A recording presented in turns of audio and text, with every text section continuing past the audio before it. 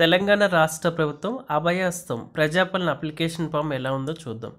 అయితే 6 గ్యారంటీలకు కూడా ఒకటే అప్లికేషన్ ఫామ్ అయితే ఇవ్వడం జరిగింది. ఈ ప్రజాపాలన కార్యక్రమం అనేది డిసెంబర్ 28 నుంచి జనవరి 6 వరకు జరుగుతుంది. మీ విలేజెస్లో కానీ టౌన్స్లో కానీ వార్డుల దగ్గర జరిగే గ్రామ సభలో ఈ అప్లికేషన్ ఫామ్స్ అయితే ఇవ్వాల్సి ఉంటుంది. అసలు ఈ అప్లికేషన్ ఫామ్ ఎలా ఉందో చూద్దాం. మహాలక్ష్మి, రైతు భరోసా, గృహజ్యోతి, ఇందిరమ్మ ఇండ్లు, చేయూత పథకం అన్నిటికి కూడా ఒకటే అప్లికేషన్ ఫాము. ప్రస్తుతం అయితే కుటుంబ వివరాలు అయితే మీరు పొందుపరచాలి. ఫస్ట్లో దరఖాస్తు పేరు, స్త్రీ అయితే స్త్రీ, పురుషుడు, ఇతరులు బాక్సుల్లో. తర్వాత దరఖాస్తుదారుని పాస్పోర్ట్ సైజు ఫోటో అయితే పక్కన స్టిక్ చేయాలి. తర్వాత మీరు కులం ఎస్సీయా, ఎస్టీయా, బీసీయా, మైనార్టీయా, ఇతరుల. తర్వాత పుట్టిన తేదీ, ఆధార్ నెంబరు, రేషన్ కార్డు ఉంటే మొబైల్ నెంబరు.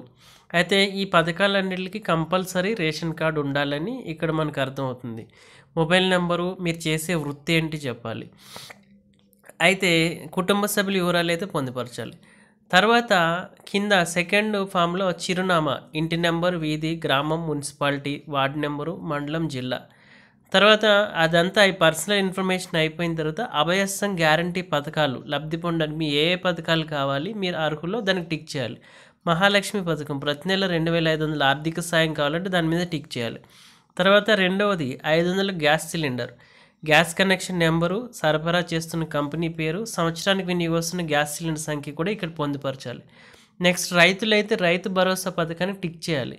మీరు రైతా కౌలు రైతా అనేది టిక్ చేయాలి. ప్రతి ఏటా ఎకరానికి 15,000 రూపాయలు ఇస్తామన్నారు కదా. తర్వాత పట్టాదారు పాస్ పుస్తకాలు ఉన్నాయి కదా, ఆ నెంబర్లు అయితే ఇక్కడ చేయాలి. సాగు చేస్తున్న భూమి వివరాలు, సర్వే నెంబర్, విస్తీర్ణంతో సహా పొందుపరచాలి. అయితే వ్యవసాయ కూలీలకు 12,000 ఇస్తామన్నారు. అయితే ఉపాధి హామీ కార్డ్స్ ఉంటాయి కదా, ఆ కార్డ్ నెంబర్ ఇక్కడ మెన్షన్ చేయాలి. నెక్స్ట్ ఇల్లు కోసం ఇందిరమ్మ ఇండ్లు పథకం, ఇల్లు లేని అర్హులైన కుటుంబానికి ఇంటి నిర్మాణానికి ఆర్థిక సాయం కావాలని టిక్ చేయాలి. మీరు ఒకవేళ అమరవీరులు కానీ ఉద్యమకారులు అయితే 250 చదరపు గజాలు ఇస్తూ ఉన్నారు. అయితే అమరవీరుల కుటుంబం, అమరవీరు పేర్లు, సంవత్సరం, ఎఫ్ఐఆర్ నెంబర్ అంటే మీ మీద case and registration number, death certificate number ఉంటే పొందుపరచాలి. తెలంగాణ ఉద్యమంలో పాల్గొన్నారా, అవునైతే అవునని, కాదు కానీ మీ మీద ఏమైనా జైలు పేరు, స్థలం, శిక్ష సమయ వివరాలు కూడా పొందుపరచాల్సిన అవసరం ఉంటుంది. తర్వాత గృహజ్యోతి పథకం ఉచిత, ప్రతి కుటుంబానికి నెలకి 200 యూనిట్లు విద్యుత్ అన్నారు కదా. అయితే ఇక్కడ మీరు నెలసరి గృహానికి ఎన్ని యూనిట్లు కాలుస్తున్నారు, 0 నుండి 100, 100 నుండి 200, 200 పైన టిక్ చేయాలి. గృహ మీటర్ సంఖ్య, మీ మీటర్కి ఇప్పుడు అదే కరెంటు బిల్లు నెంబర్ ఉంటుంది కదా, అది ఇక్కడ మెన్షన్ చేయాలి. నెక్స్ట్ చేయూత పథకం కింద నెలకు 4,000 మరియు దివ్యాంగులకు 6,000 పొందేందుకు వివరాలు. ప్రస్తుతం పింఛన్ పొందుతున్న వారు దరఖాస్తు చేయాల్సిన అవసరం లేదని మెన్షన్ చేశారు. అంటే ఆల్రెడీ పెన్షన్ వస్తున్న వాళ్ళు దీనికి అప్లికేషన్ పెట్టుకోలేదు, యాజ్ ఇట్ ఈజ్గా వచ్చేస్తుంది మీ పెన్షన్. నెక్స్ట్ దివ్యాంగులు అయితే హ్యాండిక్యాప్డ్ అయితే టిక్ చేసి ఆ సర్టిఫికేట్ ఉంటుంది కదా దివ్యాంగులు, ఆ నెంబర్ పెట్టాలి. లేదు ఇతరులు వృద్ధాప్యుల, గీత కార్మికుల, డయాలసిస్ బాధితుల, బీడీ కార్మికులు, ఒంటరి మహిళ జీవనభృతి, వితంతువ, చేనేత కార్మికులు, ఎయిడ్స్ వ్యాధిగ్రస్తులు, ఫైలేరియా, బీడీ టేక్దర్, ఏది మీకు ఎలిజిబుల్ అయితే అది టిక్ చేయాల్సి ఉంటుంది.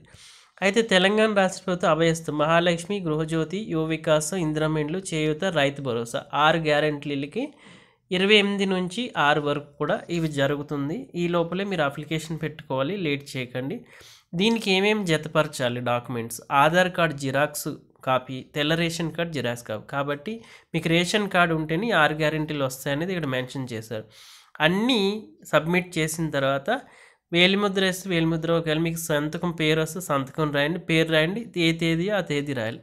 నెక్స్ట్ ఈ కింద ఫామ్ ఏదైతే ఉందో దరఖాస్తు రసీదు మీరు ఫిల్అప్ చేయకూడదు. మీరు అప్లికేషన్ సబ్మిట్ చేసిన తర్వాత ఆ ఆఫీసర్ ఎవరైతే ఉంటారో అవన్నీ వెరిఫై చేసిన తర్వాత వాళ్ళు వార్డు కోడ్, దరఖాస్తు సంఖ్య ఇవన్నీ రాసి మీరు ఏ పథకానికి అర్హులో మహాలక్ష్మి, రైతు భరోసా, ఇందిరమ్మ ఇండ్లు, గృహజ్యోతి, చేతి ఇలా టిక్ చేస్తారు. టిక్ చేసి వార్డు నెంబరు, మండలం, జిల్లా, తేదీ ఇవన్నీ గ్రామం రాసి వాళ్ళు సంతకం చేసి మీకు ఇస్తారు. అది చాలా జాగ్రత్తగా పెట్టుకోవాలి, ఎందుకంటే మళ్ళీ దీనికి అర్హత పొందినప్పుడు మిమ్మల్ని పిలుస్తారు. అప్పుడు రిలవెంట్ డాక్యుమెంట్స్ అయితే మీరు ఇవ్వాల్సి ఉంటుంది. Okay friends, thank you.